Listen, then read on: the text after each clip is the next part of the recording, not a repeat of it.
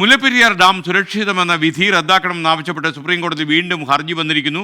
വിവരങ്ങളുമായി ആർ രാധാകൃഷ്ണൻ ഡൽഹിയിൽ നിന്ന് ചേരുന്നു. Radhakrishnan, good morning. വിശദാംശങ്ങൾ.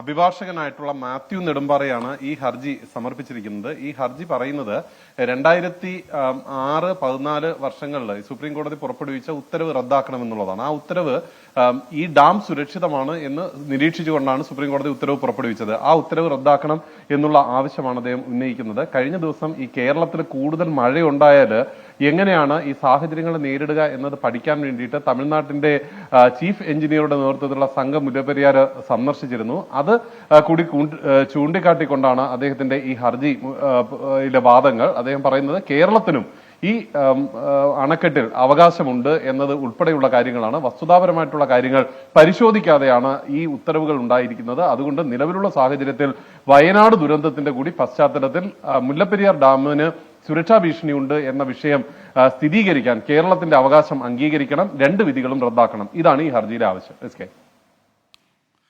Okay, thank you are Radhakrishnan.